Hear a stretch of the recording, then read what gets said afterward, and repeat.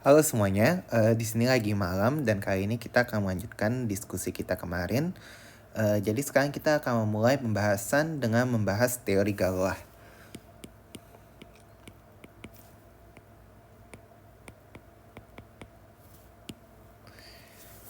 Nah, jadi sebelum membahas teori Galois, apa itu perluasan Galois?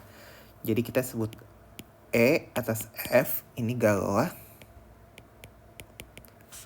jika perluasan E atas F bersifat separabel dan normal. Nah, jadi jika teman-teman lupa apa definisi perluasan separabel dan definisi perluasan normal, silakan dilihat ke video pertemuan yang sebelum-sebelumnya. Dan di sini kita juga akan mengasumsikan perluasan E atas F berhingga, tapi rencananya ke depan kita akan bahas kalau E atas F ini perluasan tak hingga, tapi ini akan kita tunda dulu. Oke, jadi sementara asumsikan perluasan E atas F adalah perluasan berhingga. Misalkan FA ini adalah algebraic closure dari F.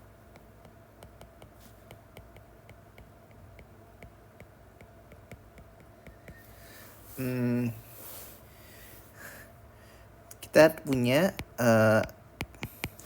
perluasan E atas F Galois, itu artinya pertama E atas F separabel.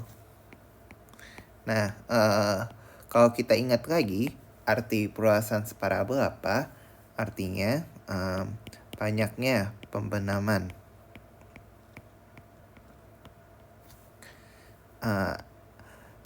E ke algebraic closure dari F yang memperluas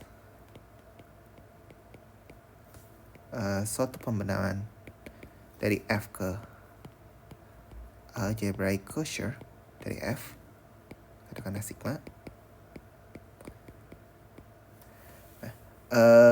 Bilangan ini banyaknya pembenaman dari E ke algebraic closure dari F yang memperluas sigma sama dengan derajat E atas F. Itu adalah konsekuensi dari E adalah perluasan yang separabel atas F.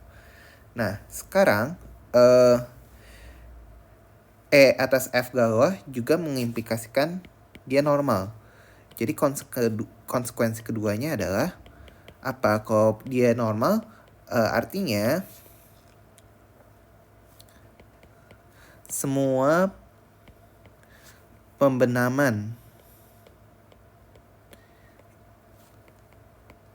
E ke algebraic closure dari F ini merupakan automorfisme dari E.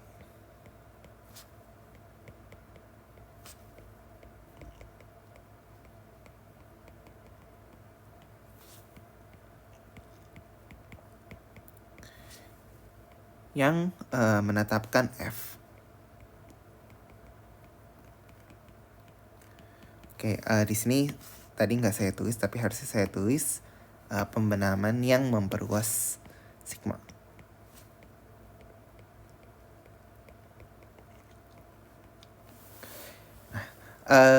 Jadinya apa sih artinya?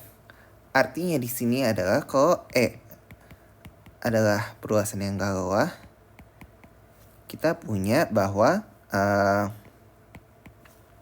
automorfisme dari E atas F, kardinalitasnya ini sama dengan derajat E atas F. Nah, tentunya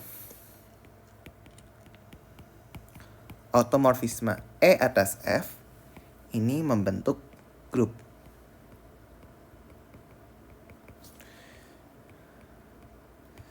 Dan grup ini disebut sebagai grup Galois.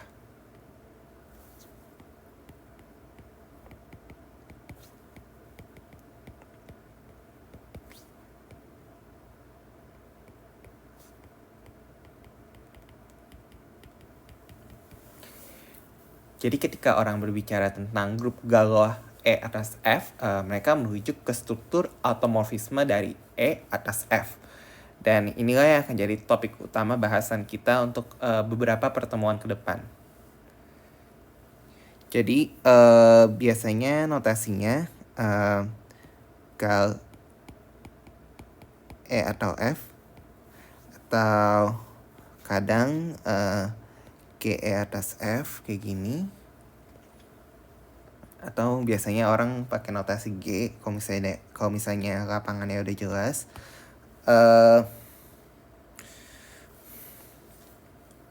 Biar lebih jelas saya tulis. Jadi kalau misalnya kita pakai notasi gal E atas F, itu artinya adalah automorfisme E di mana restriksi tau pada F ini bersifat sebagai identitas pada F. Tentunya ini sama dengan definisi automorfisme E atas F.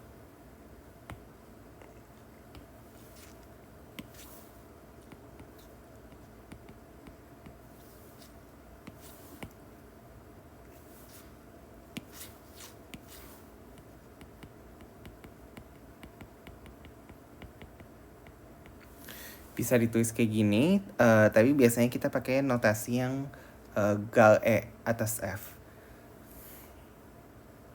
Oke. Nah, ternyata kalau misalnya F prime ini lapangan antara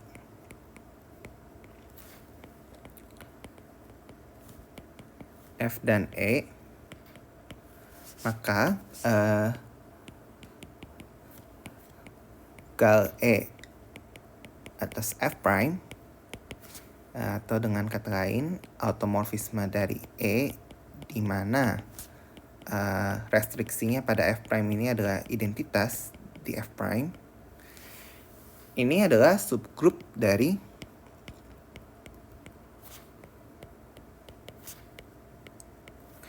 grup galoah E atas F. Mengapa? Karena jika suatu automorfisme E memfikskan lapangan F prime yang lebih besar daripada lapangan F, dia secara otomatis juga akan memfikskan lapangan F itu sendiri, sehingga merupakan anggota dari grup galoah E atas F. Dan juga sekarang kalau misalnya kita punya H sembarang subgrup dari G,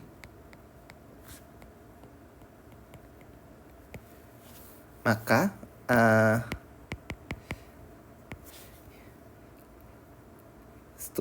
himpunan E pangkat H notasinya yang isinya adalah X anggota E, di mana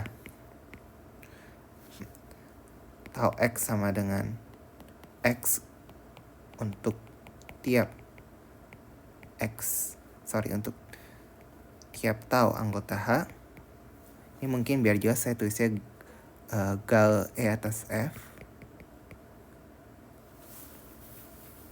Nah, himpunan ini X anggota E di mana X ini difikskan oleh setiap tau anggota H, ini ternyata tidak kosong tentunya, karena elemen 0 ada di dalam himpunan ini dan elemen identitas juga ada di dalam himpunan ini. Dan lebih lanjut lagi, dia membentuk lapangan. Di sini kalian bisa cek aksioma lapangan terpenuhi. Dan kita akan sebut E pangkat H ini sebagai lapangan yang ditetapkan H. Mungkin lebih tepatnya sub lapangan dari E yang ditetapkan oleh H. Tapi biar singkat saya tulisnya lapangan yang ditetapkan oleh H. Nah, pasti kalian mungkin pernah sekilas dengar atau sepintas dengar orang ngomong teorema dasar teori galoah. Nah, apa sih teorema dasar teori Galois atau fundamental theorem of Galois theory. Nah, intinya dia ini memberikan korespondensi satu-satu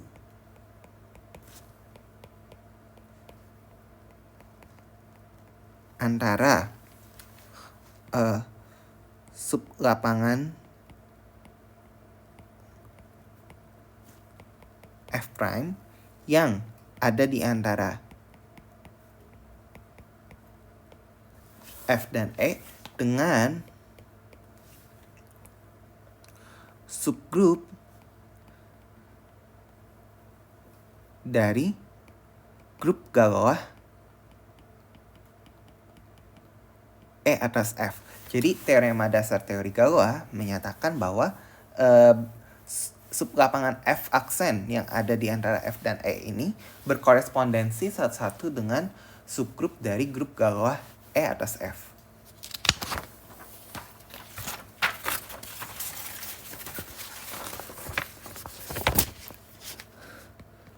Lebih eksaknya, kalau misalnya E atas F ini adalah perluasan Galois dan grup Galoisnya adalah G, maka seperti yang saya bilang tadi, kita punya korespondensi satu-satu lapangan F prime, di mana F prime ini dimuat oleh E di antara F dan E. Jadi seperti ini. Ini berkorespondensi salah satu dengan subgrup H dari perluasan Galois E atas F. Nah, bagaimana dia berkorespondensi salah satu? Dia berkorespondensi salah satu melalui pemetaan bijektif berikut. F aksen dipetakan ke grup Gal E atas F aksen. Jadi untuk reminder, dia adalah tau anggota grup Galois E atas F, di mana restriksi tau pada F aksen ini adalah identitas pada F aksen. Nah, dan inversnya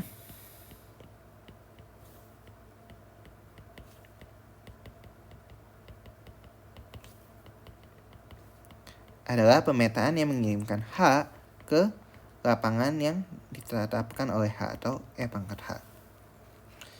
Ini adalah bunyi dari teorema dasar teori Galois. Nah, untuk membuktikan teorema dasar teori Galois ini, apa yang perlu dibuktikan sih? Tentunya yang perlu kita buktikan adalah pertama, pemetaan ini harus bersifat injektif. Dia harus bersifat satu. Dengan kata lain apa? Dengan kata lain, kalau misalnya kita punya katakanlah F1 tidak sama dengan F2, maka otomatis Galois E atas F1 tidak boleh sama dengan grup Galois E atas F2. Kalau sama tentu bukan korespondensi salah satu ya.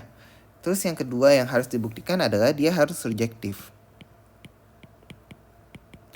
Dan ini adalah alasan mengapa kita butuh asumsi dia adalah perluasan berhingga. Jika ini adalah perluasan tak hingga, maka pernyataan ini tak benar sebab fungsi ini bukan fungsi yang surjektif. Jadi kalau misalnya perluasannya tak hingga, kita butuh modifikasi pada himpunan yang di sebelah kanannya. Subgrup H-nya harus memenuhi sifat-sifat tertentu. Tapi untuk kasus perluasan Galois hingga, subgrup H dari Galois E atas F ini bebas, gak ada restriksi lebih lanjut lagi. Jadi ini merupakan korespondensi Galois hanya pada perluasan Galois yang berhingga. Oke. Jadi untuk membuktikan surjektif ini dengan kata lain, untuk tiap H subgrup dari G ada sublapangan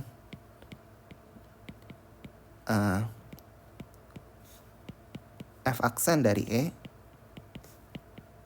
yang ada di antara F yang lebih besar dari F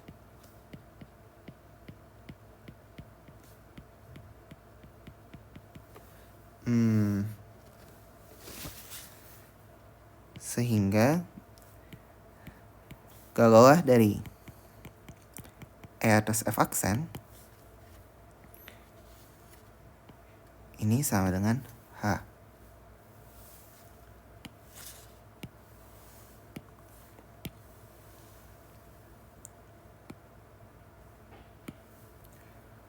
Sekali lagi gue tekankan di sini kita butuh perluasan galauannya adalah perluasan berhingga. Karena sekali lagi di perluasan tak hingga buktinya nggak bekerja. Ini artinya apa? Kalau di perluasan tak hingga kita bisa menemukan subgrup H dari galauan E atas F yang bukan atau yang nggak punya pra-image di himpunan sebelah kiri. Oke. Untuk membuktikan ini kita butuh beberapa teorema, lemma, dan sebagainya yang cukup banyak. Jadi sebelum pusing melihat bukti teorema atau lemma satu demi satu, mungkin kita kasih ilustrasi bagaimana sih teorema Galois ini bekerja.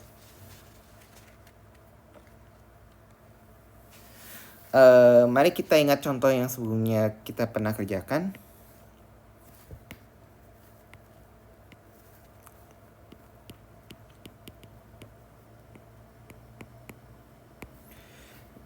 Di pertemuan yang sebelumnya kita pernah membahas splitting field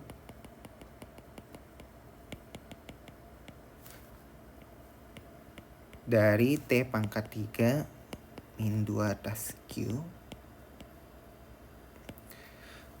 Dan waktu itu kita dapati bahwa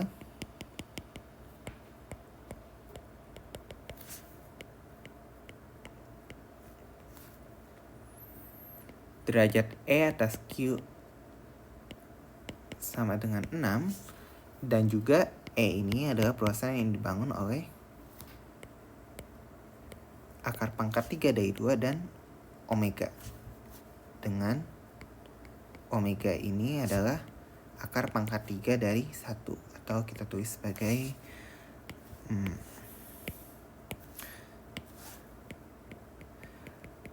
E pangkat 2 pi per 3.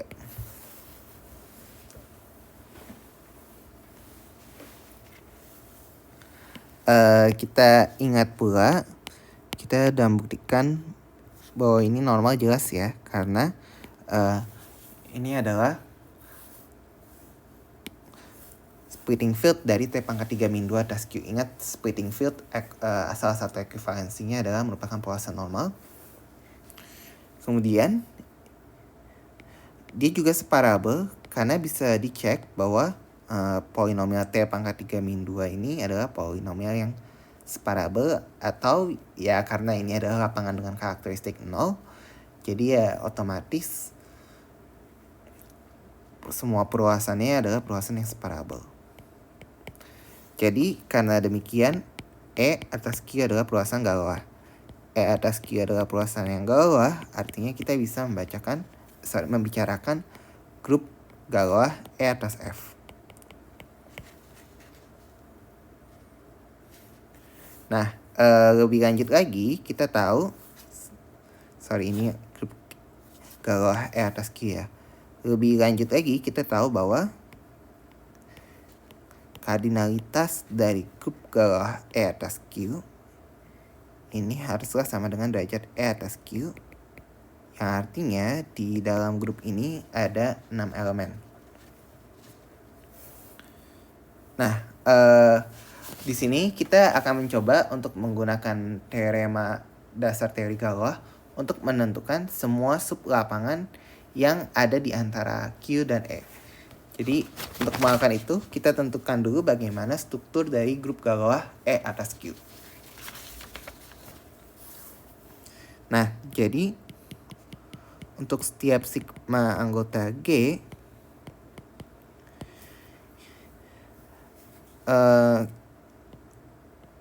cara kerja sigma di E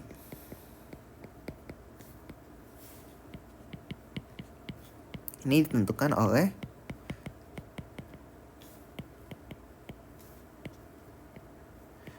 bagaimana dia memetakan akar pangkat 3 dari 2 dan omega, karena kedua elemen ini adalah kedua elemen yang membangun lapangan E atas Q.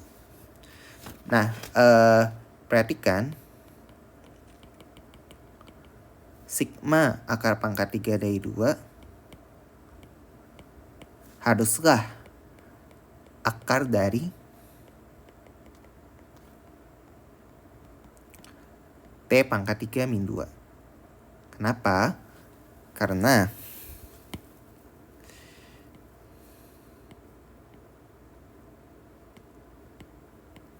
kalau kita pangkatkan ini 3, maka ini akan jadi sigma 2, yang mana ini sama dengan 2. Artinya apa? Artinya sigma akar pangkat 3 dari 2 dipangkatkan 3 sama dengan 2, ini sama aja dengan dia adalah akar dari T pangkat 3 min 2 sama dengan 0. Serupa, sigma omega haruslah akar dari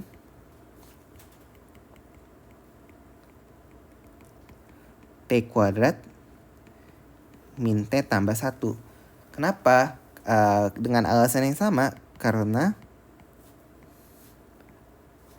omega kuadrat min omega tambah 1 dia sama dengan 0.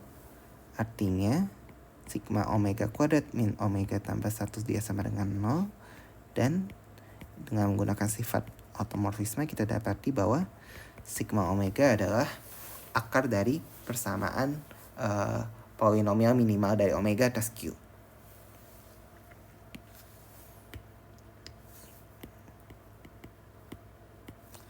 Oke.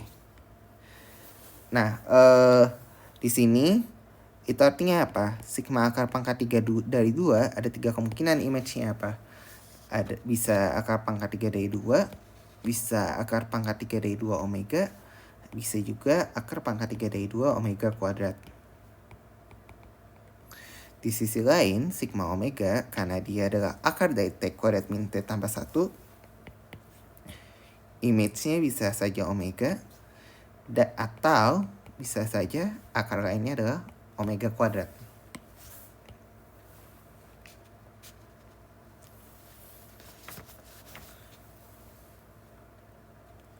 Oke, jadi sekarang mungkin ini di copy dulu ke bawah.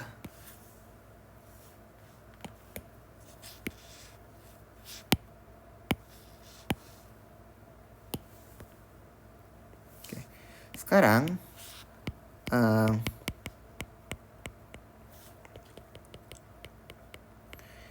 tinjau pemetaan Varpi yang merupakan automorfisme dari E ke E, di mana Varpi akar pangkat 3 dari 2 sama dengan akar pangkat 3 dari 2 omega. Tapi Varpi omega ini sama dengan omega, jadi dia hanya memetakan akar pangkat 3 dari 2 ke akar pangkat 3 dari 2 omega, dan omega ini ditetapkan, serta pemetaan Pi dari E ke E, di mana Pi akar pangkat 3 dari 2 adalah tetap akar pangkat 3 dari 2, sedangkan Pi omega sama dengan omega.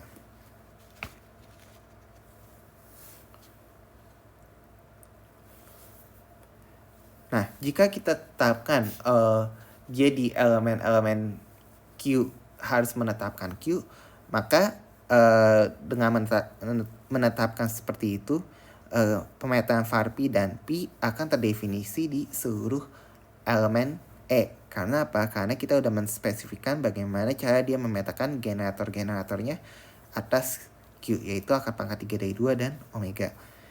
Jadi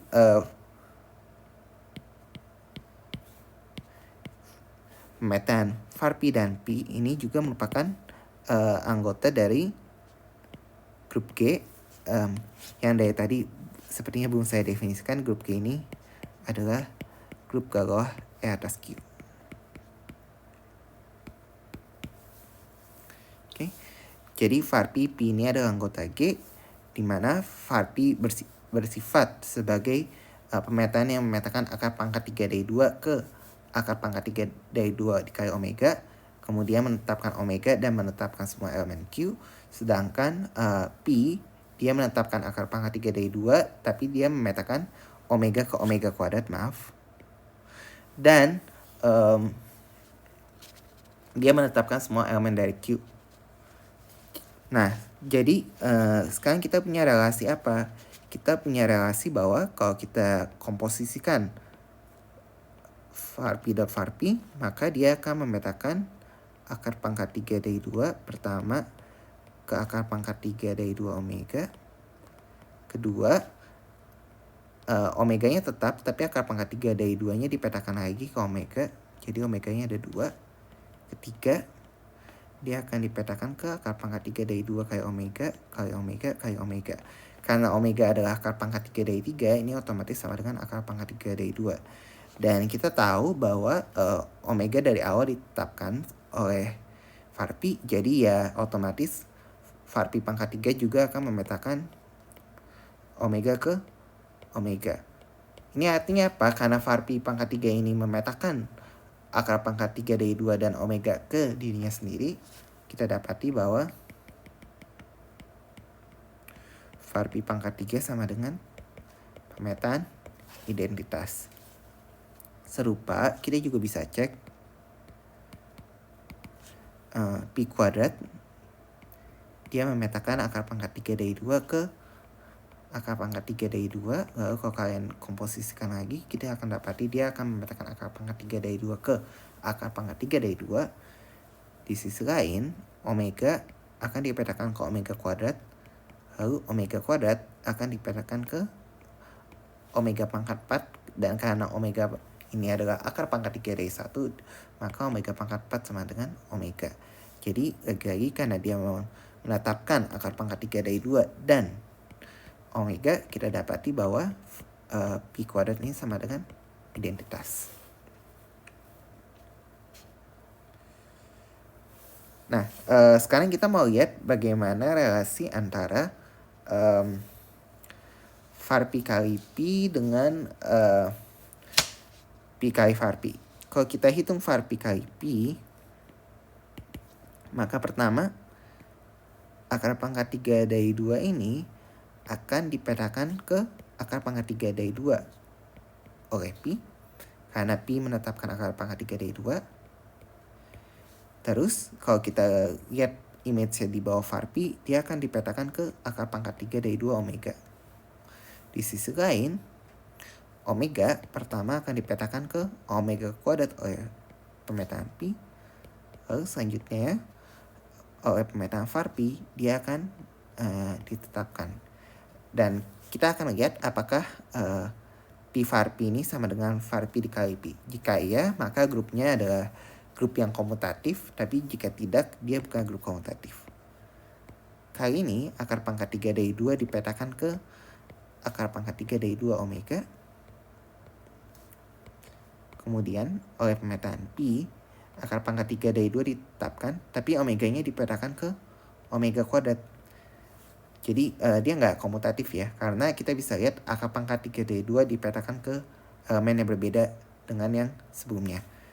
Serupa, kita juga bisa cek bahwa omega pertama-tama akan dipetakan ke omega oleh var P, tapi oleh pemetaan P akan dipetakan ke omega kuadrat. Jadi dia nggak sama karena akar pangkat 3 dari 2 omega sama dengan di sini akar pangkat 3 dari 2 dipetakan ke akar pangkat 3 dari 2 dikali omega, tapi yang di yang bawah akar pangkat 3 dari 2 dipetakan ke akar pangkat 3 dari 2 dikali omega kuadrat. Jadi dia nggak komutatif. Nah, terus kira-kira P var P ini akan sama dengan apa sih? Nah, kalau misalnya kita cek kita cek var pi pangkat 3 dikali pi, var pi kuadrat dikali pi,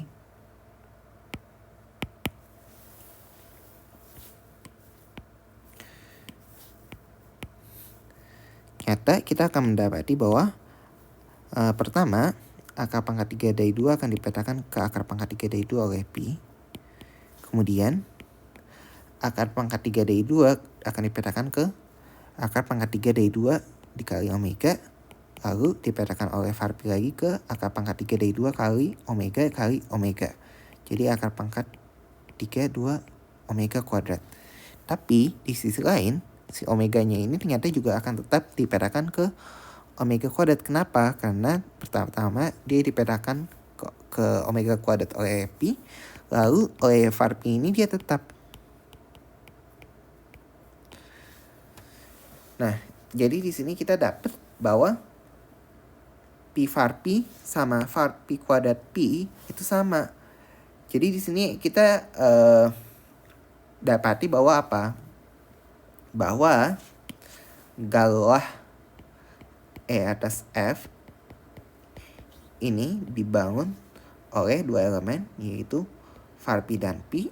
Dan kita punya pertama, var pi pangkat 3 sama dengan identitas. Yang kedua, pi kuadrat sama dengan identitas. Dan yang ketiga, kita dapat bahwa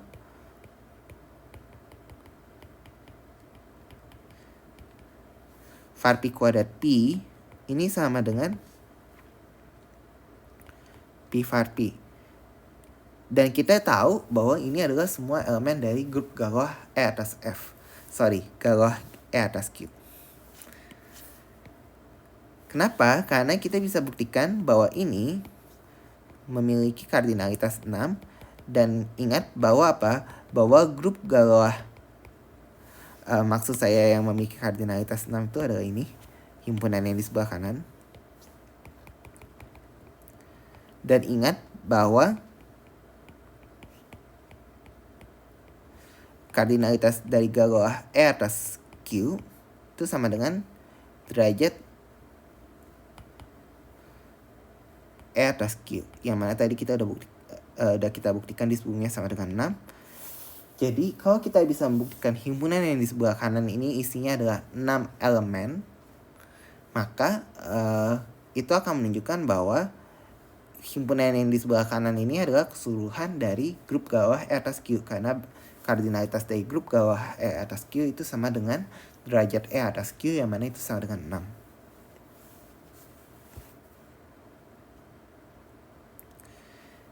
Dan itu bisa kita perlihatkan. Mengapa? Karena elemen dari galah E atas Q bisa kita daftarkan ya. Kalau misalnya kita daftarkan, kita akan dapati bahwa elemen dari galah E atas Q dengan relasi yang diberikan, ini isinya adalah tentunya ada pemetaan identitas, ada var pi, ada var pi kuadrat, ada pi var pi, ada pi var pi kuadrat. Dan teman-teman bisa cek kalau misalnya ke-6 elemen ini adalah elemen-elemen yang berbeda di grup galah E atas Q. Dan juga teman-teman bisa cek gak ada elemen lain lagi. Salah satu penyebab kenapa gak ada elemen lain lagi, karena misalnya kalau misalnya teman-teman tinjau misalnya var pi kali pi dengan relasi var pi kuadrat kali pi sama dengan pi var pi, kita bisa dapati gimana caranya mengekspresikan var pi kali pi sebagai pi kali var pi sesuatu. Jadinya karena kita punya relasi ini, kita dapati bahwa himpunan yang ada di sebelah kanan ini cuma ada 6 elemen. Dan sebenarnya kalau misalnya teman-teman punya pemahaman grup teori yang kuat dan teman-teman lihat kita punya relasi seperti ini, teman-teman akan tahu bahwa presentasi grup yang di sebelah kanan ini atau himpunan yang digambarkan di sebelah kanan ini adalah presentasi dari grup S3, atau bisa juga teman-teman pandang sebagai grup dihedral dengan orden 6. Nah, tapi di sini tujuan utama kita bukan untuk menentukan grup galawahnya ya. Kita penasaran bagaimana dengan sub-lapangan yang ada di antara E dan Q. Nah, di sini kita akan pakai teorema fundamental teori galawah. Jadi pertama kita analisis dulu subgrup dari S3.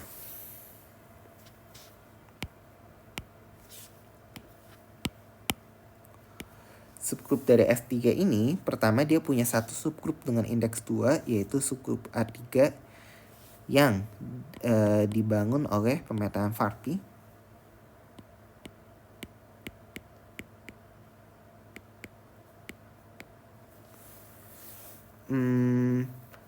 Terus dia juga punya 3 subgrup lain yang dibangun oleh elemen-elemen order 2 di S3. Jadi ada yang dibangun oleh pemetaan identitas dan pi, identitas dan Farpy kali pi,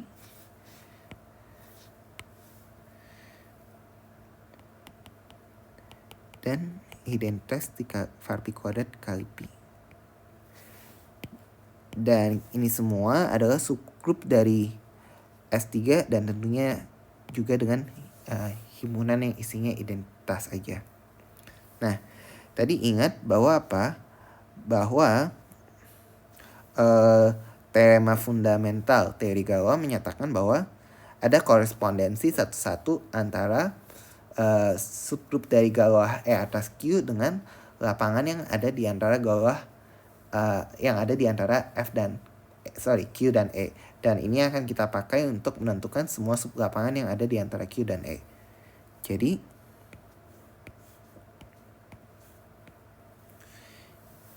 ingat bahwa korespondensinya antara subgrup dan lapangan tadi diberikan sebagai berikut.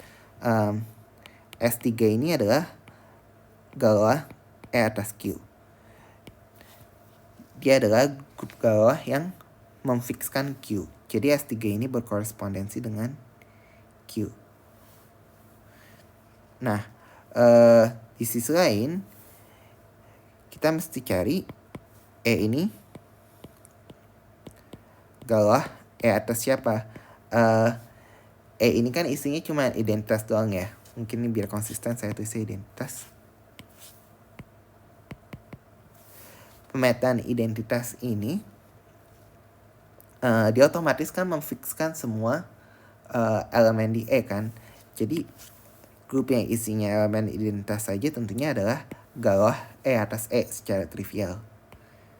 Nah, dari diagram di sebelah kita bisa melihat bahwa kita punya ada 2 lapangan di sini yang berkorespondensi dengan H3 dan H2. Terus ada satu lapangan yang berkorespondensi dengan H1. Dan ada satu lapangan yang berkorespondensi dengan H4. Nah, gimana cara menentukan lapangan-lapangan ini? Kita lihat elemen yang difikskan oleh elemen-elemen yang di grup. Contoh, kita mau tahu lapangan apa yang berkorespondensi dengan H1. Kita lihat elemen apa yang difikskan oleh Farpy. Kalau kalian ingat, definisi Farpy adalah dia memetakan akar pangkat 3 dari 2 ke akar pangkat 3 dari 2 omega dan omega ke omega. Kalau teman-teman lihat, elemen omega ini difikskan oleh metaan Farpy. Jadi karena omega difikskan oleh Farpy, dia otomatis difikskan oleh Farpy kuadrat dan jelas dia difikskan oleh identitas, sehingga lapangan yang berkorespondensi dengan H1 adalah Q omega. Dan ini juga konsisten dengan galawah dari E atas Q omega memiliki kardinalitas derajat E atas Q omega. yang mana derajat lapangan ini adalah 3 sesuai dengan order dari grup H, yaitu sama dengan 3. Nah, terus bagaimana dengan H2 misalnya? Kalau teman-teman ingat, pemetaan P itu definisi awalnya tadi kita memetakan dia sebagai pemetaan yang memfikskan akar pangkat 3 dari 2 dan memetakan omega ke omega kuadrat. Nah, jadi karena P ini memfikskan akar pangkat 3 dari 2, maka sublapangan dari E yang ada di antara Q dan E dan berkorespondensi dengan H2 yang memfikskan akar pangkat 3 dari 2 adalah lapangan yang dibangun oleh akar pangkat 3 dari 2 atas Q. Nah, untuk menebak H3 dan H4 tidak sulit. Kenapa? Karena kebetulan struktur lapangannya masih kecil. Dan kita bisa cek bahwa H3 dan H4 ini dia dibangun oleh akar pangkat 3 dari 2 omega dan akar pangkat 3 dari 2 omega kuadrat. Jadi bisa dicek H3 ini Q akar pangkat 3 dari 2 omega omega kuadrat, maaf. Sedangkan yang H4 ini dibangun oleh Q akar pangkat 3 dari 2 dikali omega. Oke. Ya, sebelum kita move on, satu hal yang mau gue remark sebelumnya adalah kalau kalian perhatikan dari 4 subperluasan yang ada di antara E dan Q, hanya perluasan Q omega atas Q yang merupakan perluasan normal. Ini bukanlah sebuah kebetulan. Kenapa? Karena kalau misalnya kalian cek, hanya subgrup H1 yang merupakan subgrup normal dari S3. Dan ketika kalian cek H4, H2, dan H3, ini bukan subgrup normal dari S3. Dan memang Q akar pangkat 3 dari 2 omega kuadrat, Q akar pangkat 3 dari 2, dan Q akar pangkat 3 dari 2 kali omega, ini bukan perluasan normal. Jadi itu sebuah teorema, tapi nanti kita akan buktikan.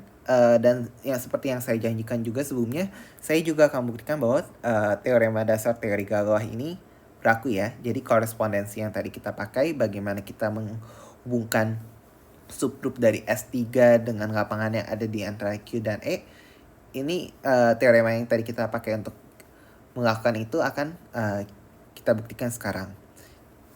Jadi setelah ilustrasi tadi, semoga kalian termotivasi ya buat cari tahu atau belajar gimana sih bukti dari teorema dasar teori Galois.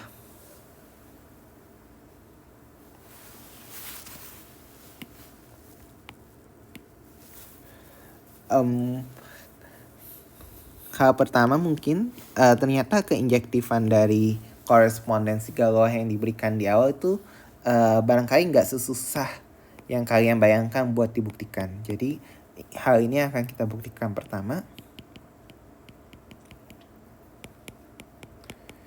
Jadi kita misalkan E atas F Galois dan grup Galoisnya adalah G. Maka F sama dengan E pangkat G. Dengan kata lain, elemen E yang mana sigma X sama dengan X untuk setiap sigma anggota G, ini ternyata hanya lapangan F saja ya. Dan pemetaan yang didefinisikan pada teorema sebelumnya, yaitu F aksen yang dipetakan ke Galois E atas F aksen, ini bersifat injektif. Di sini kita nggak pakai asumsi berhingga, karena kalau kalian lihat kita cuma pakai asumsi E atas F Galois di teoremanya. Oke. Fakta bahwa lapangan F sama dengan himpunan elemen di E yang mana difikskan oleh semua sigma anggota G ini tidak trivial ya. Mengapa ini tidak trivial? Karena spekulasinya adalah bisa saja ada elemen lain yang di luar lapangan F yang juga dia difikskan oleh semua sigma anggota G. Nah, tapi di sini kita akan buktikan bahwa ini tidak benar. Jadi bagaimana buktinya? Oke. Jadi untuk F subset dari E pangkat G ini jelas ya. Karena emang dari definisi galah E atas F ini isinya adalah automorfisme dari E yang memfikskan lapangan F. Jadi otomatis F ada di dalamnya. Tapi gimana kita menunjukkan bahwa F adalah keseluruhan dari lapangan yang ditetapkan oleh G. Jadi kita misalkan alfa anggota dari E pangkat G dan tinggal pembenaman sigma dari F alpha ke algebraic closure dari F. Oke, asumsikan sigma adalah pembenaman yang atas lapangan F seperti biasa.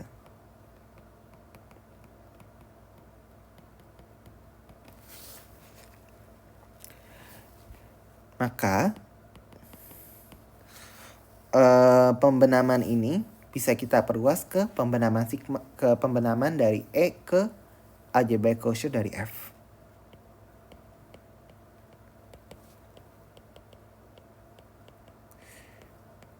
Karena mengapa bisa diperluas ke E?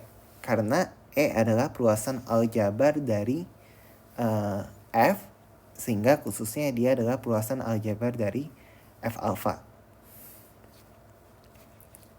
Nah, tapi ingat bahwa E adalah perluasan Galois, sehingga khususnya dia adalah perluasan yang normal.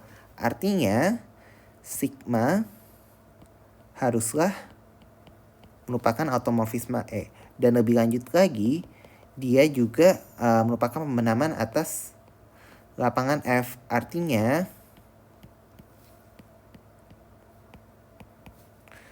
sigma haruslah anggota dari Galois E atas F. Atau dengan katanya sigma anggota dari G. Karena sigma anggota G, maka sigma alpha haruslah sama dengan alpha. Karena tadi alfanya kita ambil dari lapangan yang ditetapkan oleh G. Sehingga apa yang kita dapati? Kita dapati bahwa derajat separabel dari F alpha atas F harus sama dengan 1. Tapi kita tahu E atas F Galois, sehingga khususnya E atas F separabel, dan karena alpha ini diambil dari E, maka F alpha atas F adalah perluasan yang separabel. Sehingga ini menunjukkan derajat F alpha atas F sama dengan 1. Akibatnya alpha anggota dari F. Jadi ini membuktikan klaim pertama bahwa F sama dengan lapangan yang ditetapkan oleh G.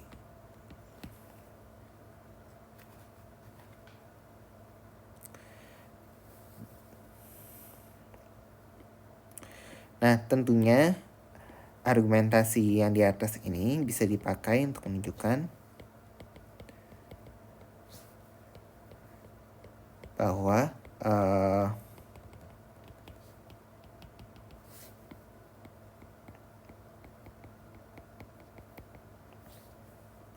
kalau misalnya kita punya H sama dengan gal E atas F prime, maka kita bisa tulis F prime ini sebagai E pangkat H. Nah, ini Dengan demikian,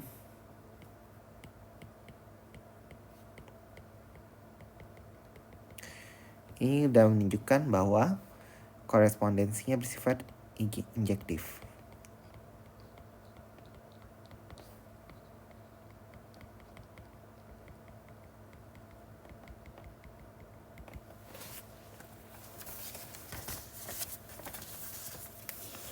Jadi itu dan membuktikan keinjektifan dari korespondensi Galois.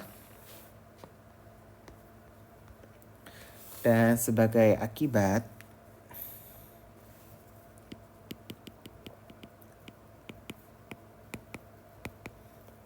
jika E atas F Galois dan G sama dengan grup Galois E atas F, misalkan pula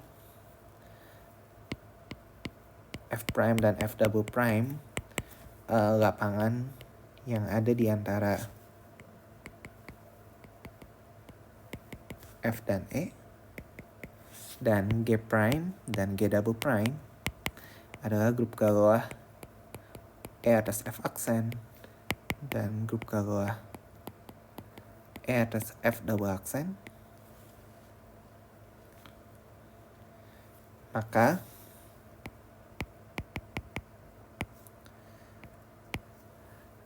F aksen subset F double aksen akan mengimplikasikan bahwa G double aksen ini subset dari G aksen. Yang kedua, lapangan yang ditetapkan oleh G aksen irisan G double aksen itu sama dengan kompositum dari F aksen dari dan F double aksen. Yang ketiga, kalau misalnya H subgrup terkecil dari G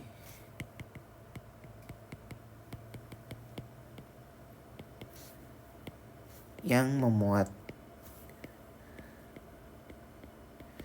G aksen dan G double aksen, maka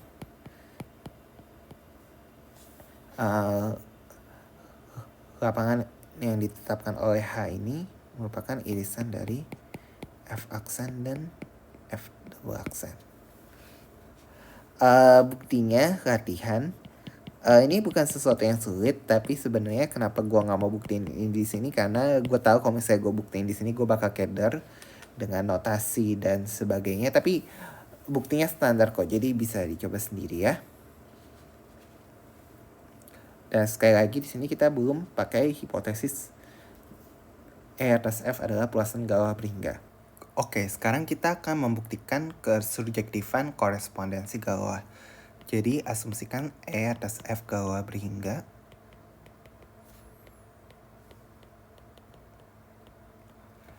F aksen adalah lapangan yang ada di antara F dan E.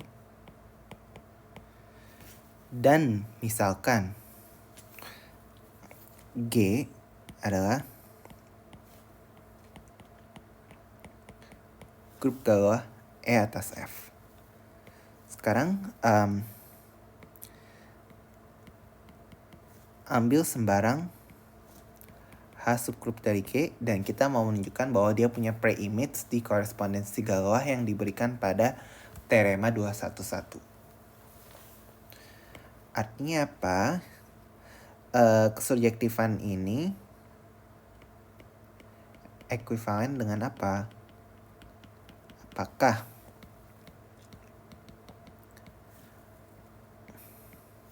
ada F prime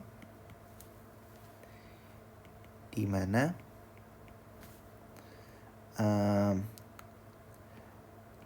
Galois E atas F prime ini sama dengan H.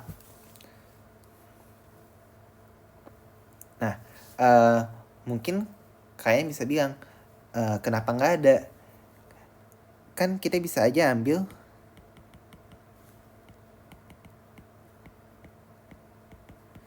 F aksen sama dengan E pangkat H. Jadi kita bisa ambil lapangan yang isinya adalah elemen-elemen di E yang difikskan oleh semua automorfisme yang ada di H, dan kita akan dapati si E pangkat H ini akan dikirimkan ke galah E atas E pangkat H. Nah, tapi masih menjadi pertanyaan, apakah ini sama dengan H atau tidak? Kita bisa simpulkan jelas bahwa H adalah subgrup dari galah E yang memfikskan lapangan yang difikskan oleh H. Tapi apa jaminannya bahwa gal E atas E pangkat H ini adalah keseluruhan dari H? Karena bisa saja ternyata ada loh elemen lain di gal E atas E pangkat H ini yang ada di luar H. Dan itu yang harus kita buktikan bahwa elemen itu nggak ada. Jadi itu yang perlu kita tunjukkan untuk menunjukkan bahwa korespondensi yang ada pada teorema 211 bersifat surjektif. Namun sebelum itu kita butuh suatu lemma.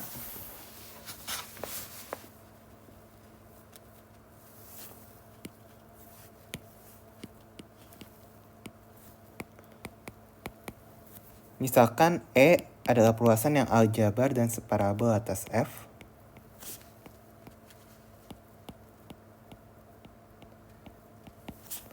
Andaikan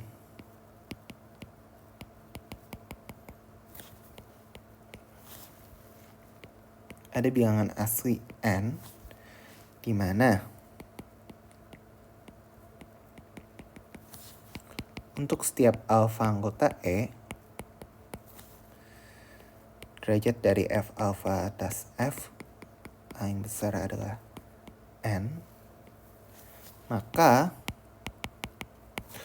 derajat lapangan E atas F juga paling besar sama dengan N. Bukti, kita boleh andaikan ada alfa anggota E di mana F alfa atas F ini derajatnya adalah M, dia maksimal ya. Jadi katakanlah F alfa atas F ini yang derajatnya maksimal dari semua alfa yang ada di E, dan tentunya M harusnya lebih kecil sama dengan N dari asumsi.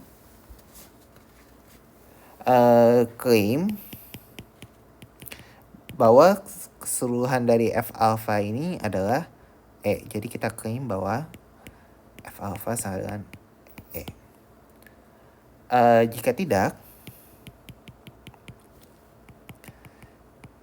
karena E atas F separabel, sehingga E atas F alfa juga separabel, maka teorema elemen primitif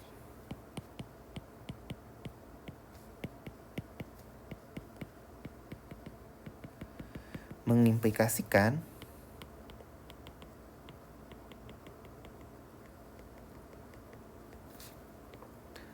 ada beta anggota E yang di luar F alfa, sehingga E sama dengan F alfa beta, atau bisa kita tulis sebagai F alfa, beta.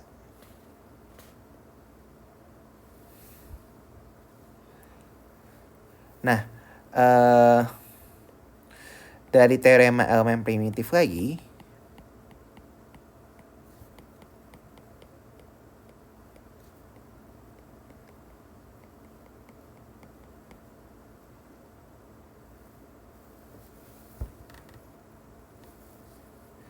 kita tahu ada gamma di E, sehingga E ini sama dengan F gamma. Tetapi ini kontradiksi dengan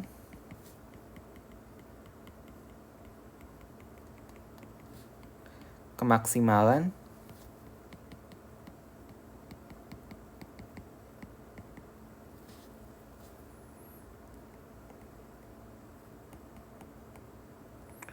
derajat F alpha atas F. Kenapa? Karena kita punya derajat F gamma atas F, derajat F gamma atas F, ini kan sama dengan derajat F alpha beta atas F ya. Dan ini akan lebih besar daripada derajat F alpha atas F. Sehingga tentunya ini kontradiksi dengan kemaksimalan yang kita asumsikan tadi. Akibatnya,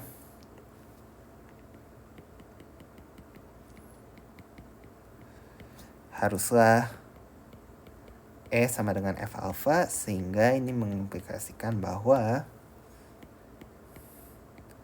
derajat E atas F, yang mana sama dengan derajat F alpha atas F, ini harus sama dengan M yang lebih kecil sama dengan M. Dan ini membuktikan lemma kita, dan kita akan menggunakan lemma ini untuk menunjukkan teorema yang dibuktikan oleh Artin berikut.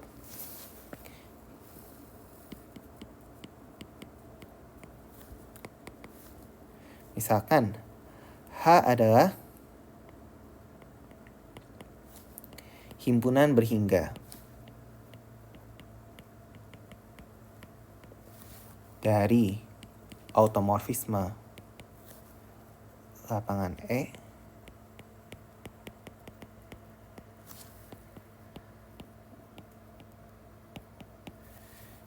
yang membentuk grup. Oke, jadi grup berhingga aja ya. Grup berhingga, oke, mungkin lebih baik himpunan, gak apa-apa. Himpunan berhingga dari automorfisme lapangan E yang membentuk grup.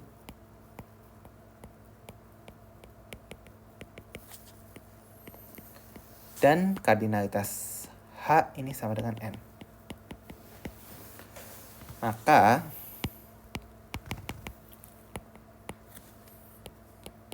perluasan E atas E pangkat H adalah perluasan Galois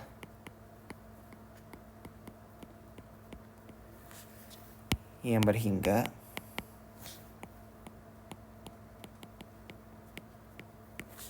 dan H sama dengan Galois E atas E pangkat H, dan derajat lapangan E atas E pangkat H adalah N. Sehingga ini membuktikan bahwa pemetaan pada teorema 211 surjektif. Buktinya,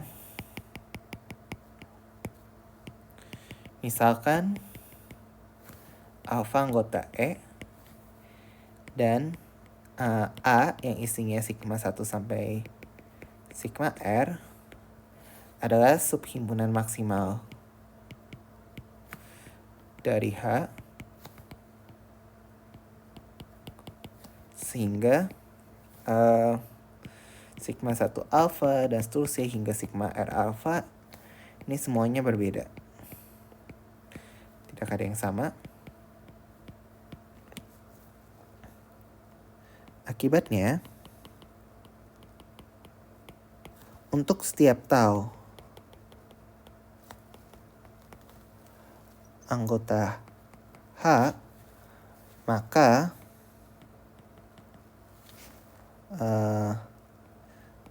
tau sigma 1 alpha dan seterusnya ini hingga tau sigma R alpha ini adalah permutasi dari sigma 1 alpha sampai sigma R alpha. Oke, mengapa demikian? Karena andaikan ada I,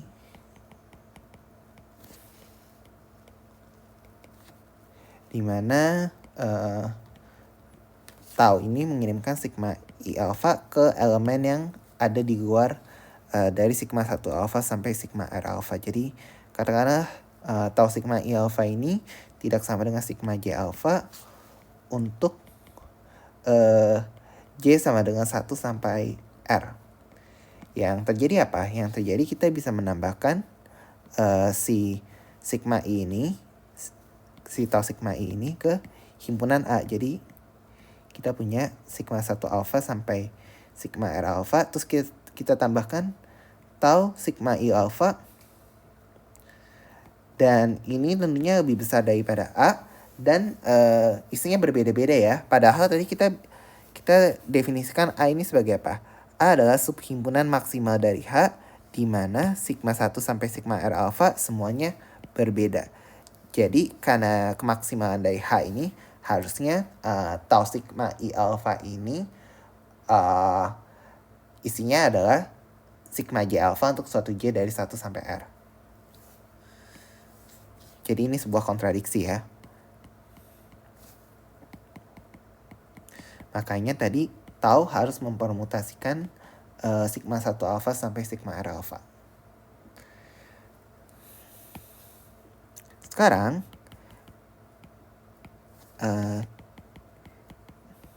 tinjau polinomial GT yang merupakan yang merupakan hasil kali dari faktor-faktor linear T min sigma I alpha. Nah, karena tadi tau anggota H hanya mempermutasikan sigma 1 alpha sampai sigma R alpha, itu artinya apa? Untuk setiap tau anggota H, tau hanya mempermutasikan akar-akar dari G. Akibatnya apa? Karena tau hanya mempermutasikan akar-akar dari G, ketika kita kenakan G dengan tau, kita akan dapati bahwa G dikenakan tau ini sama dengan G. Akibatnya apa? Akibatnya koefisien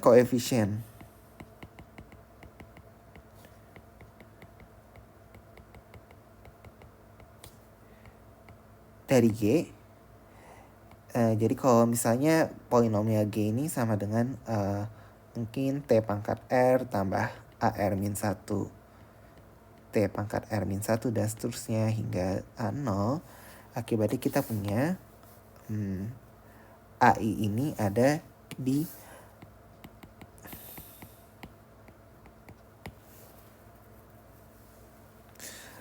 lapangan yang ditetapkan oleh H.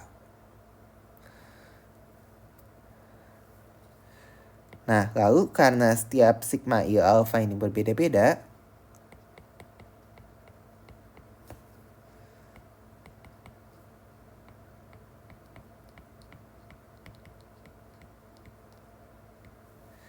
maka GT ini adalah polinomial yang separabel.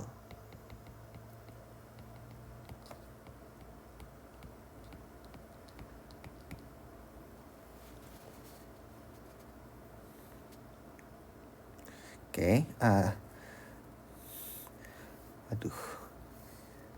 Oke, kita tahu dia polinomial separabel. Kemudian perhatikan pula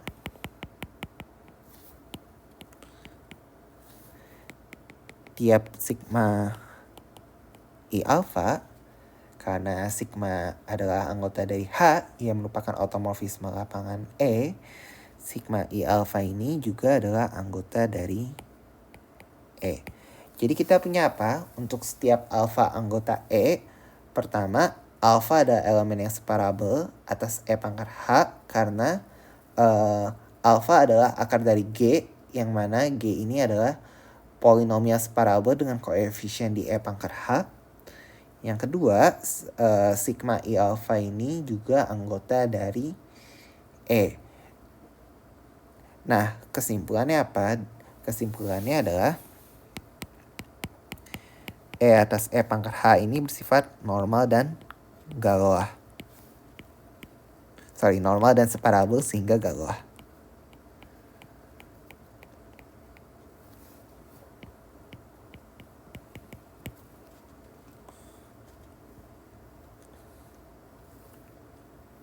Oke, kemudian dari hipotesis untuk setiap alpha anggota dari E, kita dapati bahwa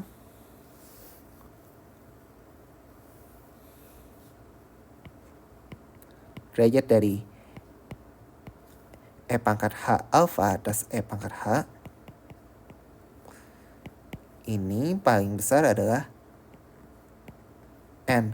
Karena kita tahu tadi subhimpunan maksimal dari H itu kan ya otomatis isinya paling banyak kalau isinya semua dari H ya.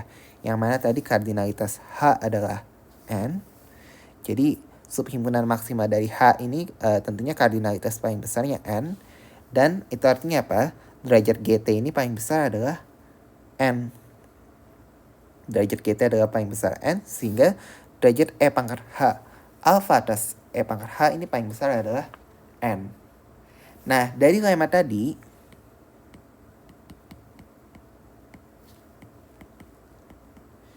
kita dapati bahwa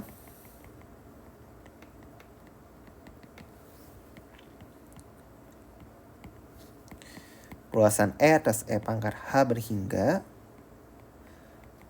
dan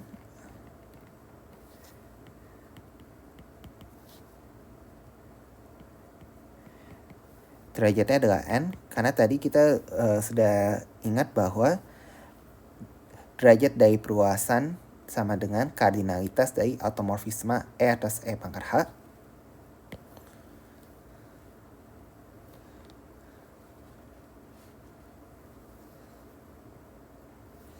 Oke, ini dari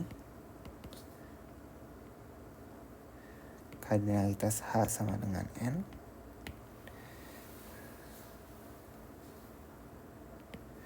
Nah, dengan demikian dari uraian yang tadi udah gue jelaskan sebelumnya sebelum membuktikan lemma 223, ini juga membuktikan bahwa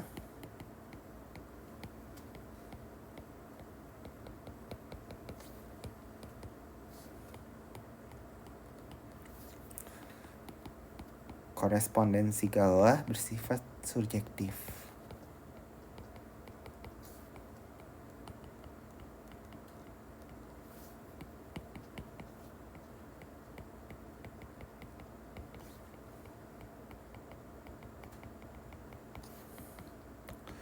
Jadi at least untuk bukti teorema Galois udah selesai. Nah, sebagai hasil terakhir untuk hari ini, gue ingin mengkarakterisasi subperluasan normal atas F dari perluasan Galois atas F yang tadi juga udah kita bahas sekilas di ilustrasi teorema Galois.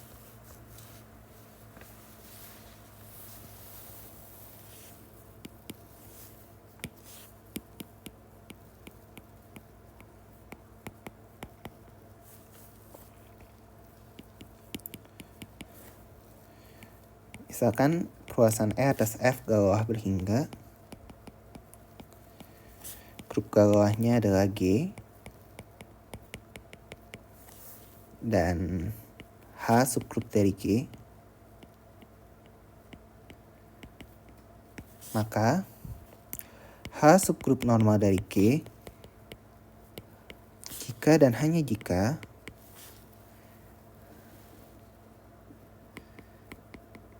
lapangan yang ditetapkan oleh H atas F ini adalah perluasan normal.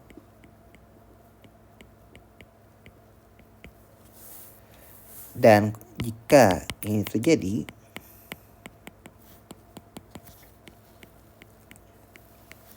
maka grup Galois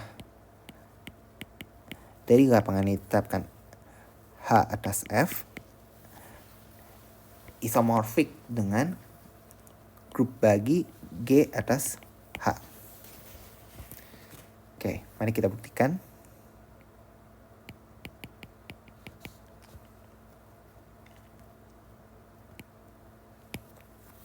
Kita akan buktikan klaim kedua. Jadi pertama-tama asumsikan ini normal.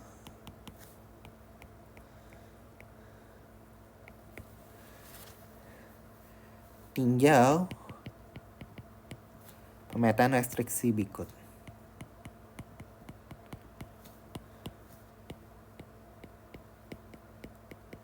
di mana sigma di grup galah E atas F dikirimkan ke restriksi sigma pada E pangkat H.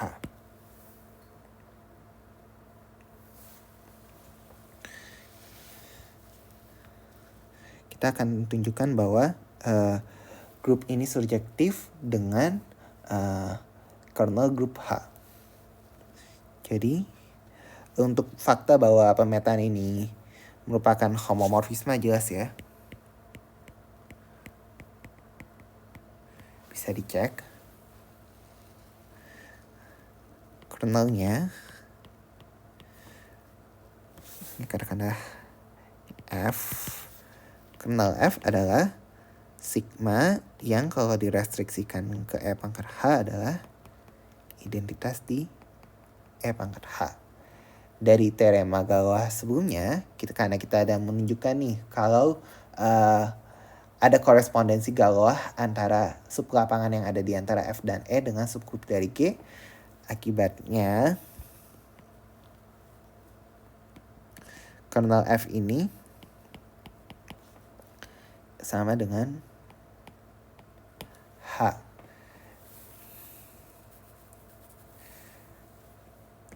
Sekarang,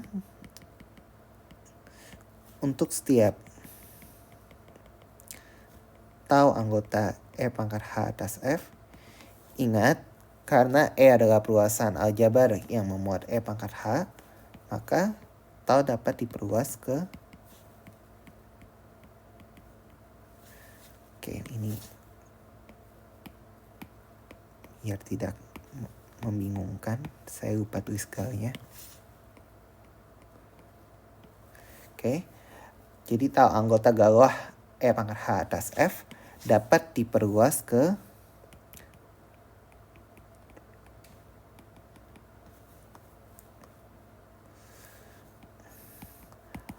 pembenaman E ke algebraic closure dari F. Tapi kita tahu E adalah perluasan yang normal, sehingga tahu haruslah anggota dari grup Galois E atas F dari kenormalan E atas F.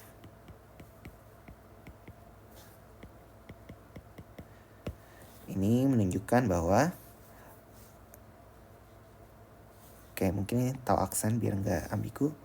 Akibatnya restriksi tau aksen jelas adalah tau, karena tau aksen diperoleh dari perluasan tau.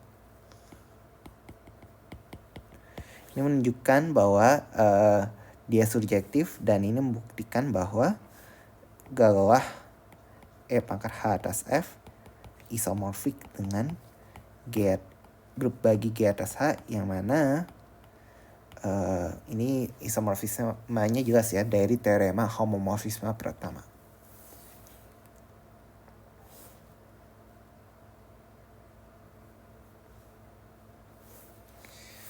Sekarang akan dibuktikan jika H subgrup normal dari G, maka E pangkat H atas F juga adalah perluasan normal. Kita gunakan kontraposisi, andaikan E pangkat H atas F bukan perluasan normal,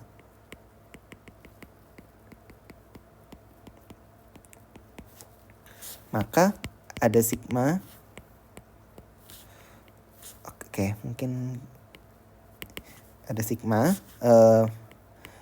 dari E pangkat H ke FA ke algebraic closure dari F yang memfikskan F, di mana sigma E pangkat H ini nggak sama dengan E pangkat H. Karena kalau misalnya semuanya sama dengan E pangkat H, otomatis E pangkat H ini normal dari ekuivalensi perluasan normal. Lagi-lagi, maka sigma ini dapat diperluas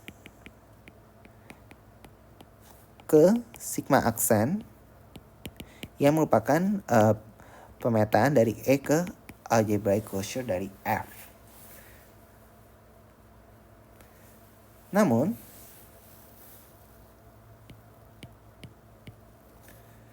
perhatikan bahwa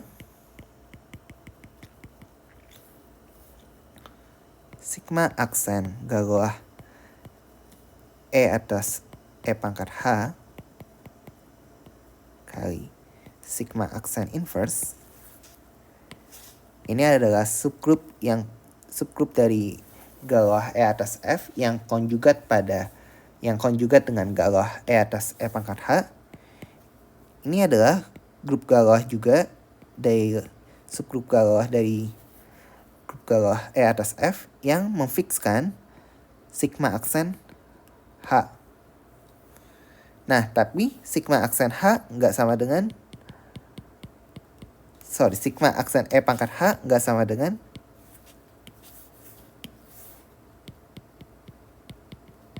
E pangkat H. Ini artinya apa? Ini artinya sigma aksen galoah E atas E pangkat H, sigma aksen inverse yang harusnya sama dengan galoah E atas E pangkat H malah jadi grup yang lain. Artinya galoah E atas E pangkat H ini nggak normal. Sehingga kita bisa simpulkan bahwa grup galoah E atas E pangkat H bukanlah subgrup normal dari galoah E atas F. Oke. Mungkin tadi kurang jelas.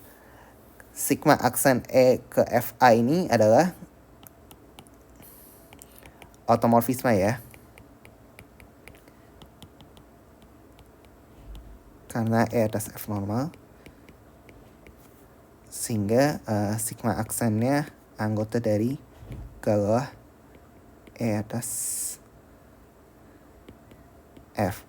Makanya tadi sigma aksen anggota galoah E atas F, tapi sigma aksen dikali galoah E atas E pangkat H dikali sigma aksen inverse ini sama dengan galoah E atas sigma aksen H. Itu bisa kita kalikan tadi karena sigma aksennya adalah anggota galoah E atas F, dan ini membuktikan bahwa galoah E atas E pangkat H bukan subgrup normal dari galoah E atas F. Jadi ini udah membuktikan bahwa H bukan subgrup normal dari G. Mungkin ada baiknya kalau gue menyajikan satu akibat terakhir.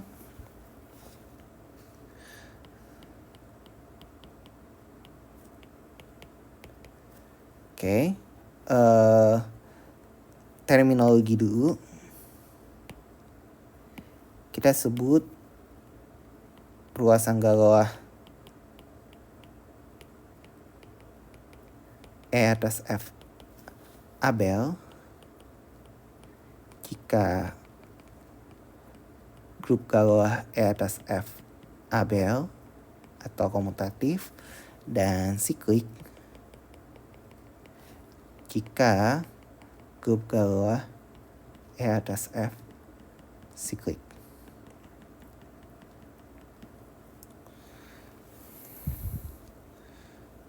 Maka dari teorema tadi kita dapatkan bahwa kalau E atas F adalah perluasan Abel atau siklik,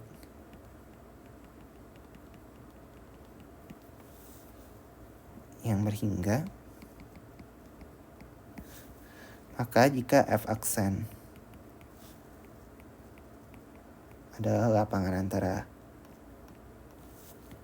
F dan E,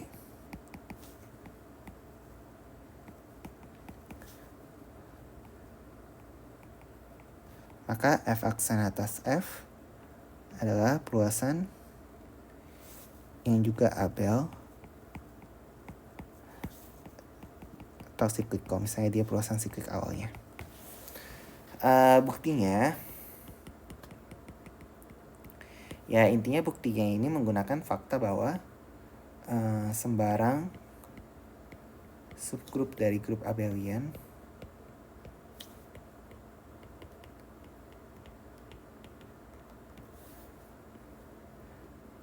dan grup siklik juga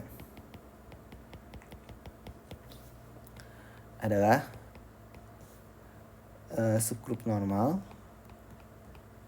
yang Abel maupun siklik.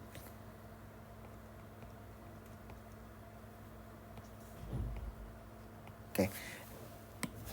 Lebih tepatnya dia pakai bahwa sembarang subgrup dari grup Abel adalah grup normal dan grup bagi pada grup Abel dan grup siklik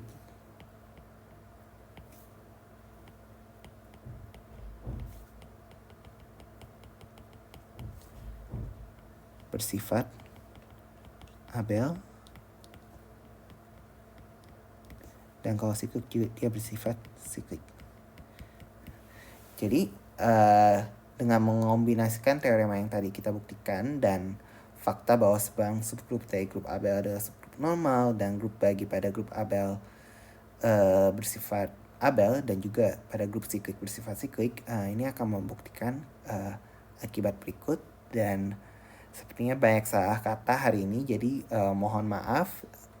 Terima kasih atas perhatiannya, dan kalau misalnya ada kesalahan tolong dikoreksi ya teman-teman. Terima kasih.